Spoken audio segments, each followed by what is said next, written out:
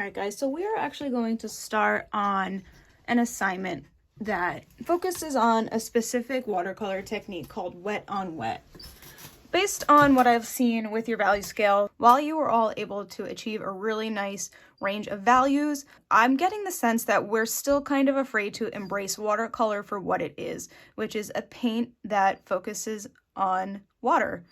So what I've seen is it looks like we're almost trying to make the watercolor act like it is an acrylic or a tempera or an oil paint. But really, it's a lot different than those.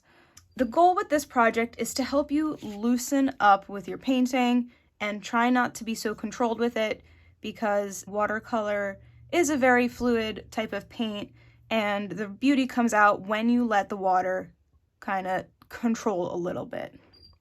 So this application is called Wet on Wet because what I'm going to do is actually wet my brush without any paint and lay it down on my paper. You can sort of see where the water is because of the glare from the light. I want to act sort of quickly because I don't want this to dry up, but I'm going to now go into my palette and choose a color, and I do want to get it a little bit wet. So you can again see I'm kind of creating a nice puddle, and once I have a good amount of pigment on there, I'm going to go right into that wet spot that I created. You can see that the paint is already spreading a little bit into that water. One fun thing to do when you are doing wet on wet is to watch colors mix on their own. So I'm just going to pick another random color.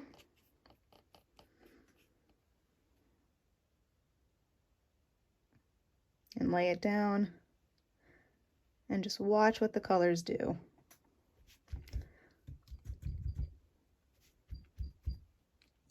You are not going to do this as a practice like I am. I am just showing you the technique. I'm actually going to have you guys create, somewhat of an image so that it looks like an actual piece of artwork. So same thing. We want to get a good amount of water in here. So that stayed kind of dry, so I'm going to get some more water. Oops. I want a little bit of a puddle on that. Go down. And it's just a really fun effect that you get. You don't have to be too worried about where you mark it because it's just going to spread out in the water.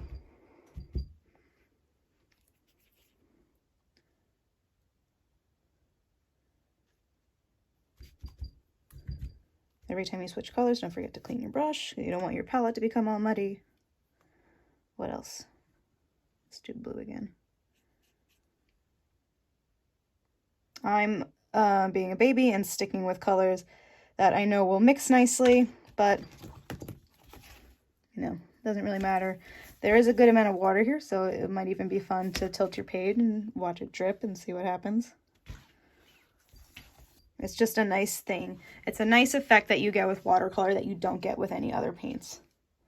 I'm just going to do a few more. I'm even going into this one. You can see the blue wants to bleed out and join it.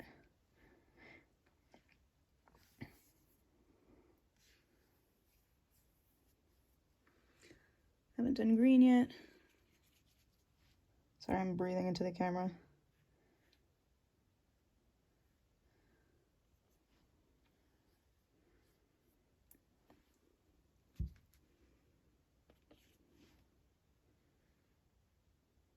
It's just really fun to watch the way it reacts and acts on its own. Hopefully the glare is not overpowering and you can actually see what's happening.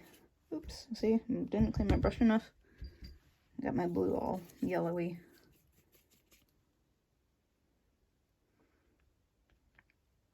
Okay.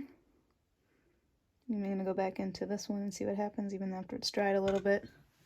And as the watercolor continues to dry, it'll still be moving around until it has fully dried. So even though this looks like a really blunt edge, I'm sure it'll still bleed out slowly as that water starts to dry. Again, I'm really urging you to embrace that water. If you dip your brush in and wipe it off, you know, you're not going to get as much of a puddle on your page. All right, so it's a very simple technique. As you can see, it didn't take me very long to get some really cool effects. But what I would like you to do for this project is, I was originally going to have you guys test out several different watercolor techniques, but I don't think we have time or the resources to do that. So as long as you are learning the wet on wet, I'm fine with that. So what I was going to do is have you do your application techniques, and instead of just having you draw, you know, a grid of squares and do your techniques in there and have it just look like a study, I was going to have you actually make it look like a work of art. So your application techniques, we're going to go in something that comes in bunches. So I chose, you know, a branch of leaves because, you know, leaves, they come in bunches. I have 7 here, and I was going to have you do a different technique in each leaf. But for the sake of time, and because I think it will be more enjoyable, I just want you to create your bunch, your drawing, do a different wet on wet technique within each bit of your drawing. So I'll do it wet on wet within this one, and within all of them, really. You'll set your page up differently. I just took notes so that you can read what I'm talking about, but you won't have any notes on your page. You'll just have your drawing. If you do have a Sharpie, that would be nice to help crisp up that outline. But if you don't have that, it's not necessary. The only thing I would say is if you don't have a Sharpie, I don't think pencil looks too crisp underneath watercolor. So I would use your pencil lightly so that you will be able to erase it once you have painted over top of it.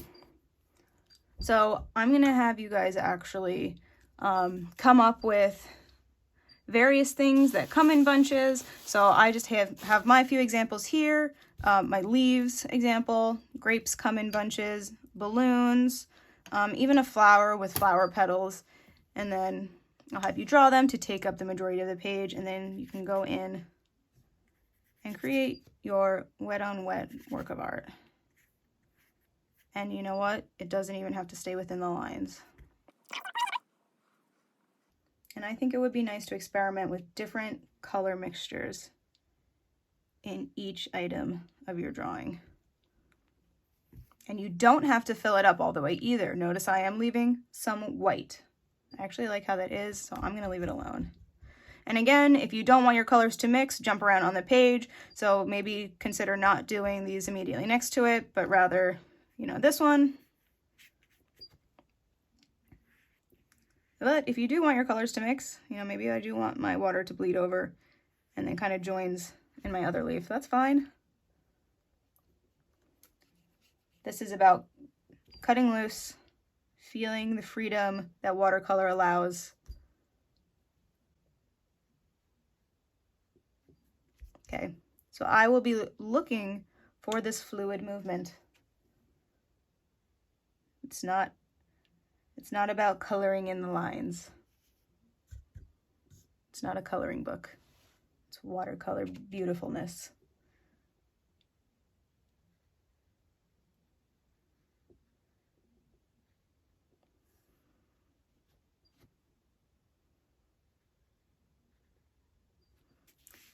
So there's an example.